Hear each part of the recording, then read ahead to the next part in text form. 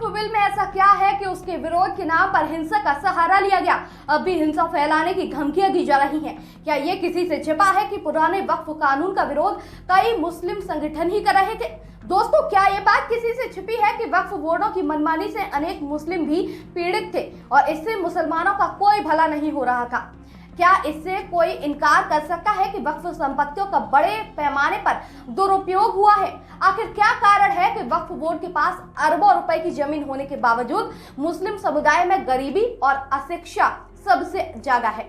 नमस्कार दोस्तों, मैं सृष्टि जैन। आमतौर पर वक्फ संशोधन कानून का विरोध या तो वे मुस्लिम नेता और संगठन कर रहे हैं जो वक्फ संपत्तियों का दुरुपयोग करते थे, या फिर वे राजनीतिक दल जो मुस्लिम वोट बैंक की राजनीति करते हैं, और वो भी उन्हें बरगलाकर और डराकर।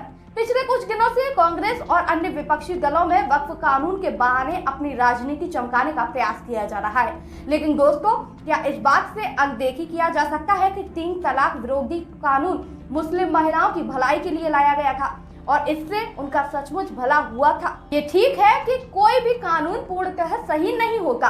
यदि संशोधित वक्फ कानून में कोई खामी होगी तो उसे उच्चतम न्यायालय में दूर किया जाएगा।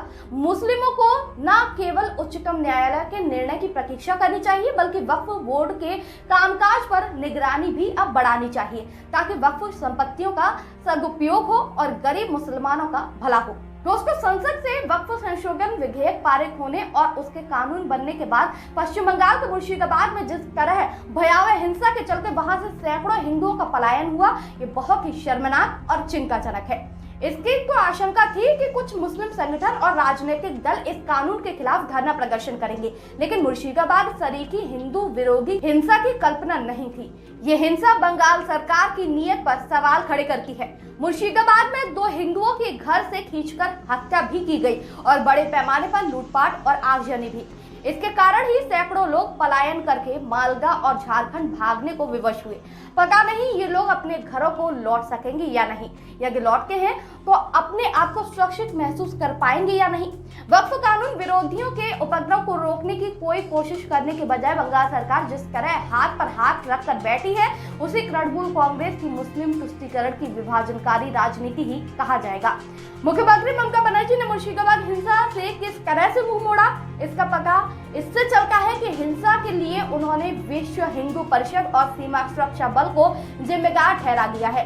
उन्होंने केंद्र सरकार पर भी दोष मढ़ा है। उनकी माने तो ये हिंसा बंगाल सरकार को बदनाम करने की कोशिश है। लेकिन दोस्तों, वक्फ बिल के दुरुपयोग की वजह से ही पिछले दिनों बोहरा मुसलमानों के एक संगठन ने प्रधानमंत्री नरेंद्र मोदी से मिलकर वक्फ कानून में संशोधन के लिए उन्हें धन्यवाद दिया। इसके अलावा कई अन्य मुस्लिम समूहों ने वक्फ संशोधन कानून की प्रशंसा की। केरल के ईसाई संगठनों ने भी इस कानून को सराहा है। आपको बता दूं, वक्फ कानून के विरोधी इसकी अनदेखी नहीं कर सकते कि वक्फ बोर्ड किस तरह गांव के गांव की जमीन पर दावा कर किया करता था। इसके जिक्र संसद में भी किया गया, उच्चतम न्यायालय ने भी किया।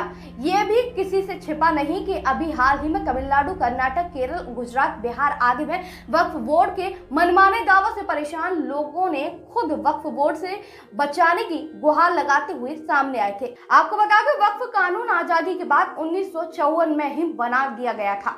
समय समय पर उसमें बदलाव करके वक्फ बोर्ड के अधिकार बढ़ाए गए। आज वक्फ संशोधन को लेकर हो रही इस हिंसा के लिए जिम्मेदार लोगों को कठोर दंड का भागीदार बनाना सुनिश्चित किया जाना चाहिए। इसके साथ ही हिंसा पीड़ितों को पूरी राहत भी दी जानी चाहिए। इसके अलावा मुसलमानों को आज ये भी समझने की जरूरत है कि कथित मुस्लिम हितैषी राजनीतिक दल उनके वोट हासिल करने के लिए उनका भला करने के स्थान पर उनका तुष्टीकरण कर रहे हैं। उन्हें ये भी समझना होगा कि किसमें उनकी भलाई है और किसमें नहीं। फिलहाल इस पर अभी रोक लगा दी गई है। आज मुसलमानों को न केवल उच्चतम न्यायालय के निर्णय की प्रतीक्षा करनी चाहिए, बल्कि वक्फ बोर्ड के कामकाज पर निगरानी भी अब बढ़ानी चाहिए, ताकि वक्फ संपत्तियों का सदुपयोग हो और गरीब मुसलमानों को इससे भला हो। दोस्तों, इस मुद्दे पर आप क्या विचार करते हैं? आपकी क्या राय है? कमेंट बॉक्स में जरूर बताइएगा। दोस्तों, वीडियो अच्छी लगी हो तो हमारे चैनल को सब्सक्राइब करिएगा। नमस्कार।